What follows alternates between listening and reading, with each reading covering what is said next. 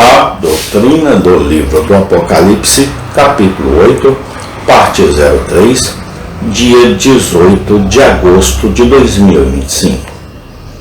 As realidades de Deus devem ser mais nobres do que os sonhos dos homens.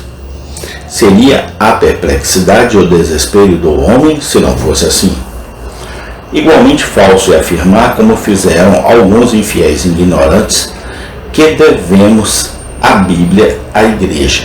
É um fato histórico indubitável que a maior parte da Bíblia já existia há mais de 200 anos antes do alvorecer da era cristã, e toda doutrina, todo preceito e promessa contidas no Novo Testamento são baseados nessa revelação anterior.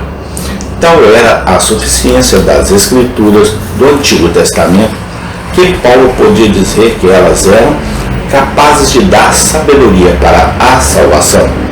Embora seja verdade que as igrejas cristãs existiam antes que o Novo Testamento fosse escrito, deve-se ter em mente que havia palavra por Cristo e seus apóstolos antes que a primeira dessas igrejas fosse formada. No dia de Pentecostes, o Antigo Testamento foi citado e exposto. A revelação de Deus em Cristo foi proclamada, e foi na aceitação dessa palavra que o Novo Testamento veio a existir.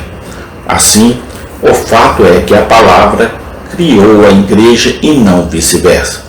Foi somente depois que alguns dos apóstolos morreram e outros se envolveram em extensas viagens que surgiu a necessidade da incorporação permanente das porções finais da revelação de Deus. Isso foi gradualmente no Novo Testamento. Desde aquela época até agora, a palavra escrita tomou o lugar da palavra falada original. Durante séculos antes da inauguração do cristianismo, os judeus viram os livros que compunham o Antigo Testamento como sendo genuínas produções daqueles Pêmen, cujos nomes eles levam, e eles foram unanimemente considerados por eles, sem qualquer exceção ou acréscimo, como tendo sido escritos sob a direção imediata do Espírito de Deus. Esses livros do Antigo Testamento foram preservados com a máxima veneração e cuidado, e ao mesmo tempo foram zelosamente guardados de qualquer escritos espúrios ou apócrifos. É um fato bem autenticado que, enquanto os judeus dos dias de Cristo estavam divididos em numerosas seitas, que se opunham mais diretamente umas às outras, nunca houve diferença entre eles no que diz respeito à divindade e autoridade dos escritos sagrados. Joséfo recorreu aos registros públicos de diferentes nações e a muitos documentos históricos existentes em seus dias, como evidência indiscutível, na opinião do mundo gentil, da veracidade e fidelidade daquelas porções da história de Israel aos quais ele se referia.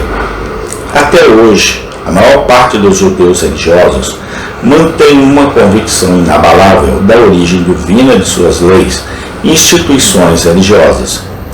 No entanto, suas próprias escrituras registram sua incomparável dureza de coração, resistência à luz que Deus lhes deu e sua rejeição e assassinato de seu próprio Messias, coisas que não teriam lugar em uma produção espúria, na opinião do mundo gentil, da veracidade e fidelidade daquelas porções da história de Israel, às quais ele se referiu. Até hoje, a maior parte dos judeus religiosos mantém uma convicção inabalável da origem divina de suas leis e instituições religiosas. No entanto, suas próprias escrituras registram sua incomparável dureza de coração, resistência à luz que Deus lhes deu e sua rejeição e assassinato de seu próprio Messias. Que os judeus não fabricaram o Antigo Testamento, no qual o Novo é amplamente baseado, É evidente, a partir de outras considerações, a imensa disparidade entre o Antigo Testamento como livro e o povo hebreu como nação mostra que o conhecimento de Deus e das coisas divinas contido no primeiro, mas faltando no segundo, veio como extra no que foi comunicado do alto. Basta ler os escritos de Joséfo, o Targum e Talmud judaicos, ou a Cabala, para reconhecer imediatamente a vasta diferença que existe entre eles e as Sagradas Escrituras. Isso pode ser ilustrado longamente de muitos ângulos diferentes, mas vamos nos limitar a um único aspecto e tratá-lo de uma maneira que o leitor comum não terá dificuldade em acompanhar. A extrema exclusividade dos judeus e, em seguida, chamar a atenção para uma série de passagens do Antigo Testamento que não podem ser explicadas à luz dessa característica nacional dominante. Nunca houve outro povo tão excepcionalmente clânico em sentimento e tão provinciano em perspectiva como os judeus. Nem teve qualquer outra razão igual para ser assim. Deus tratou com eles como com nenhuma outra nação. Só vós conheci de todas as famílias da terra. Amós 3:2. Ele não tratou assim com nenhuma nação. Salmo 147:20.